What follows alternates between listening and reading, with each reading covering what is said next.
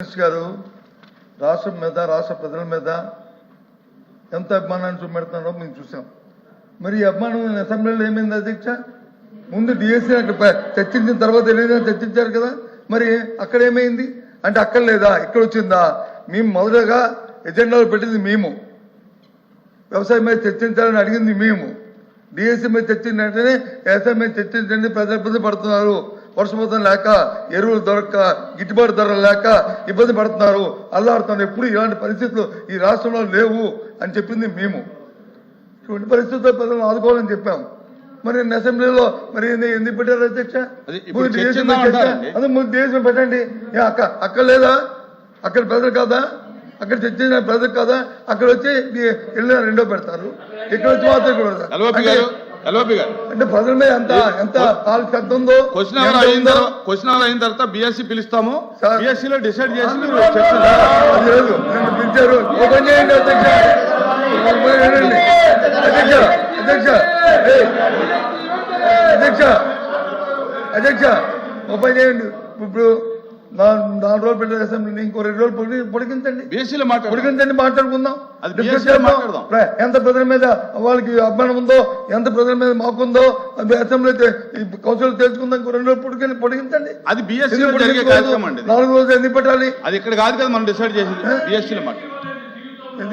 సరే మీరు ఏమి ఇచ్చామో అధ్యక్ష, అధ్యక్ష జీవితంలో ఏ ఉద్యోగం ఇచ్చామో, జీవితంలో ఒక్కసారి డిఎస్సీ ఆయన కూడా మంత్రిగా ఉన్నాడు, వీళ్ళు డిఎస్సీ గురించి మాట్లాడతారు, మేము వినాలి.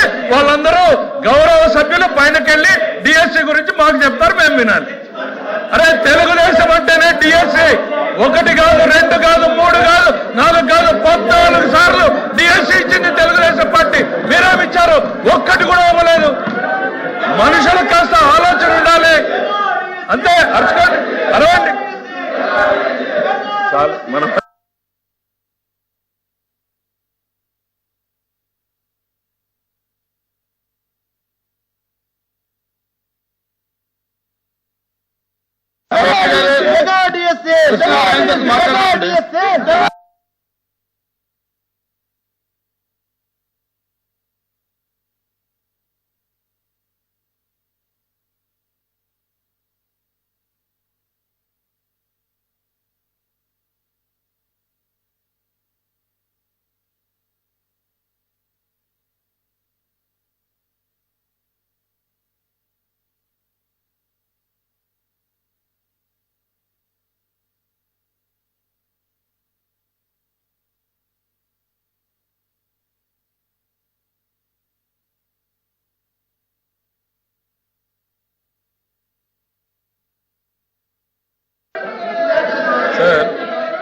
క్వశ్చన్ అవర్ నడుపుతానంత మరి చెప్పినప్పుడు దయచేసి కొంచెమైనా అర్థం చేసుకుని సహకరించి బిఎస్సీ పిలుస్తా అన్నారు, బిఎస్సీలో చర్చించుకుందాం. ఎందుకు సభని డిస్టర్బ్ చేస్తున్నారు అనేటువంటి నేను అడుగుతా ఉన్నాను.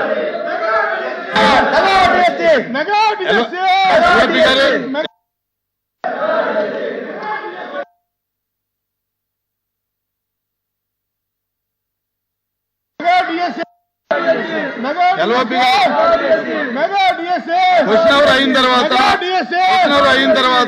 బిఎస్సీ పిలుస్తాము.